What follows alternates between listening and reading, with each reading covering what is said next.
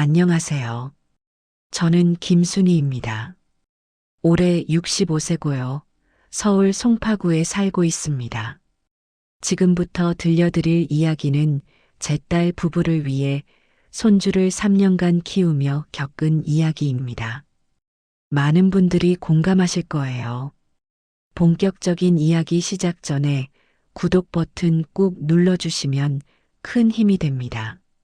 시작하겠습니다. 저는 30년간 초등학교 교사로 일하다 5년 전에 퇴직했습니다. 남편은 7년 전 당뇨 합병증으로 세상을 떠났고요. 혼자 살면서 나름 제 인생을 즐기고 있었어요.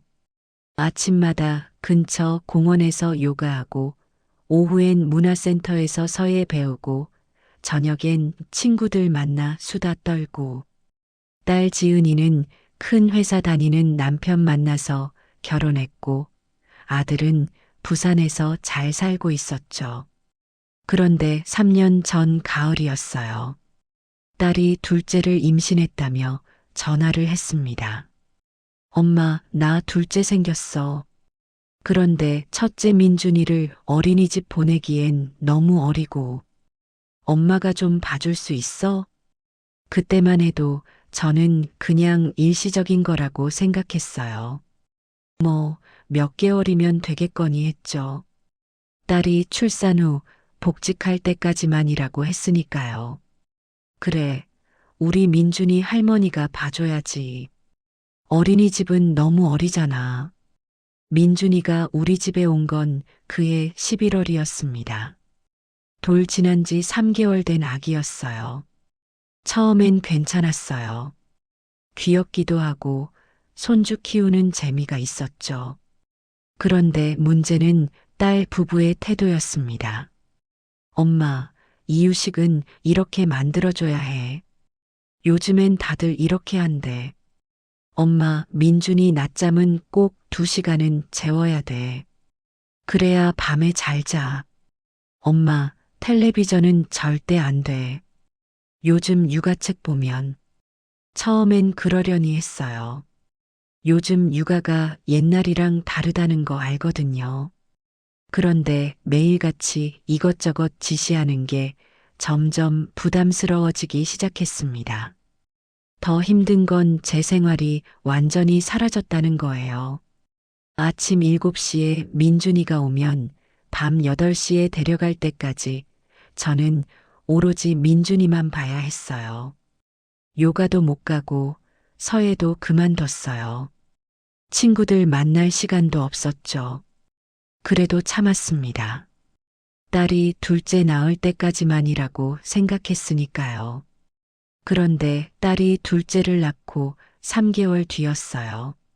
제가 조심스럽게 물었습니다. 지은아, 민준이 이제 어린이집 보낼 때 된 거 아니야? 이제 새 돌도 다 됐는데. 그때 딸의 대답이 지금도 기억나요.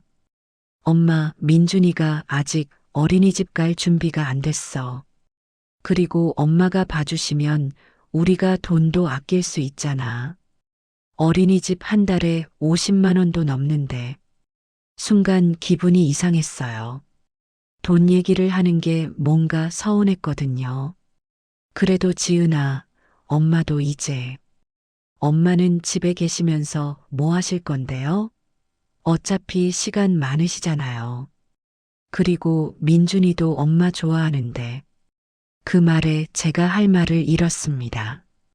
저도 제 시간이 있는데 그게 마치 없는 것처럼 취급당하는 기분이었어요.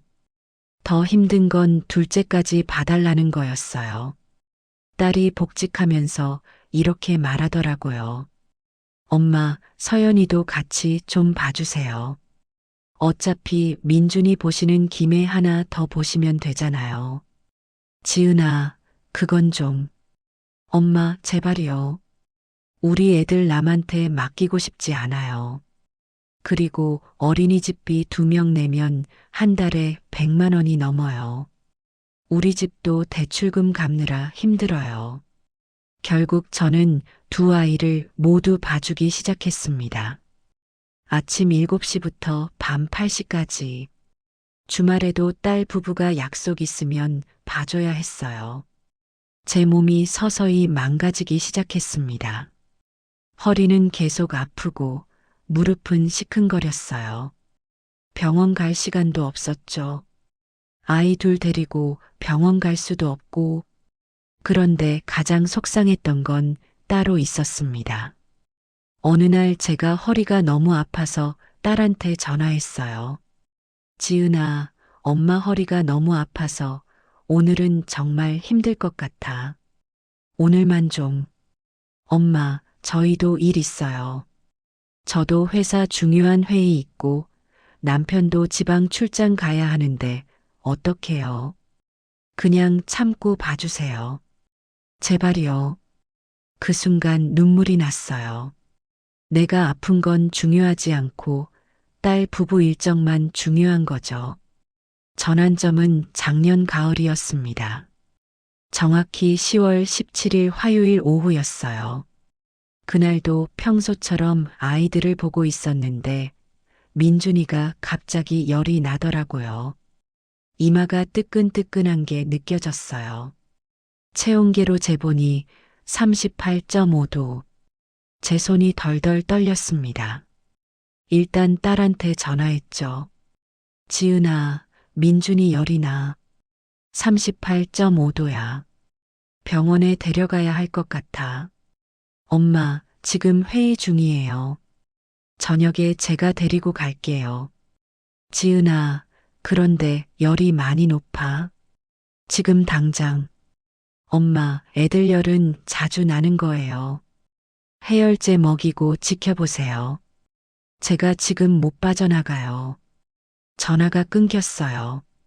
저는 할 수 없이 서연이까지 데리고 소아과에 갔습니다. 65세 할머니가 돌진한 아기를 업고 3살 아이 손잡고 병원 간 거예요. 허리는 끊어질 것 같고 다리는 후들거렸어요. 병원에서 3시간을 기다렸습니다. 그 와중에 서연이는 계속 울고 민준이는 열 때문에 칭얼거렸어요.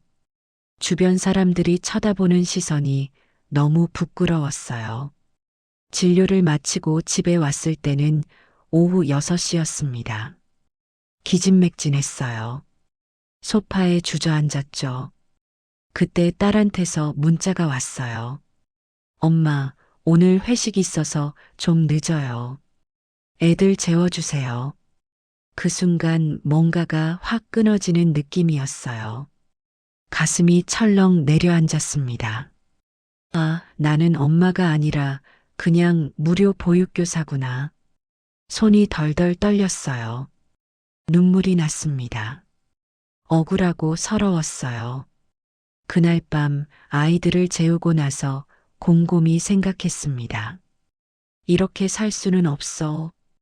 이건 내 인생이 아니야. 다음 날 아침 아들한테 전화했어요. 부산에 사는 제 아들 민수한테요. 민수야, 엄마가 할 얘기가 있어. 아들한테 그동안의 상황을 다 얘기했습니다. 아들은 깜짝 놀라더라고요. 엄마, 그 정도인 줄 몰랐어요. 누나가 왜 그래요? 제가 누나한테 전화해 볼게요. 며칠 뒤 저는 결심했습니다. 딸한테 똑바로 말해야겠다고. 그리고 친구 영자한테 조언을 구했어요. 영자는 제 30년 지기 친구거든요. 순이야, 내가 너무 착해서 문제야. 딸이 너무 당연하게 생각하는 거야. 내가 선 그어줘야 해. 영자 말이 맞았어요. 제가 너무 순하게만 살았던 거죠. 저는 차근차근 계획을 세웠습니다. 먼저 어린이집을 알아봤어요. 집 근처에 괜찮은 곳이 있더라고요. 그리고 제가 하고 싶었던 것들을 정리했습니다. 요가 다시 시작하고 친구들이랑 여행도 가고 서예도 다시 배우고 드디어 그날이 왔습니다. 2주 뒤 일요일 오후였어요. 딸 부부를 집으로 불렀습니다. 손주들은 일부러 사위 부모님께 맡겼어요. 지은아, 사위야, 앉아봐. 엄마가 할 얘기가 있어. 딸과 사위가 소파에 앉았습니다. 긴장한 표정이었어요. 저는 심호흡을 크게 하고 입을 열었습니다. 지은아, 엄마는 이제 더 이상 아이들을 봐줄 수 없어. 엄마, 갑자기 무슨 소리예요? 갑자기가 아니야. 3년이야, 3년. 엄마도 이제 내 인생을 살고 싶어. 딸의 얼굴이 굳어졌어요. 엄마, 그러면 저희는 어떡하라고요? 애들을 어디 맡겨요? 어린이집 보내. 요즘 국공립도 많고 좋은 데 많아. 엄마가 왜 그러세요? 엄마가 봐주시면 저희도 마음 편하고 애들도 좋아하잖아요. 제 목소리가 떨렸지만 단호하게 말했습니다. 지은아, 엄마 말 들어봐. 지난 3년간 엄마는 하루도 쉰 적이 없어. 주말에도 아파도 엄마 사정은 중요하지 않았어. 항상 너희들 일정이 먼저였잖아. 그래도 엄마는 집에 계시잖아요. 그 순간 제가 소리를 질렀어요. 내가 집에 있는 게 뭐가 문제야? 내가 집에 있으면 내 시간이 없는 거야? 나도 사람이야, 사람. 내 인생이 있다고. 딸이 깜짝 놀랐어요. 제가 평생 목소리를 높인 적이 없거든요. 사위가 조심스럽게 말했습니다. 어머님, 저희가 생각이 짧았습니다. 죄송해요. 사위야, 미안하지만 내 결심은 확고해. 다음 달부터는 어린이집 보내. 이미 좋은 곳 알아봤어. 여기 자료야. 저는 가방에서 어린이집 팸플릿을 꺼내 건넸습니다. 딸이 눈물을 글썽이며 말했어요. 엄마, 저희가 그렇게 나쁜 딸이었어요? 엄마한테 효도도 못하고. 지은아, 이건 효도 문제가 아니야. 엄마도 65세야. 내 남은 인생을 내가 살고 싶은 거야. 그게 나쁜 거야? 잠시 침묵이 흘렀습니다. 제가 다시 입을 열었어요. 그리고 지은아, 엄마가 돈 받고 애들 봐준 거 아니잖아. 3년 동안 공짜로 봐줬어.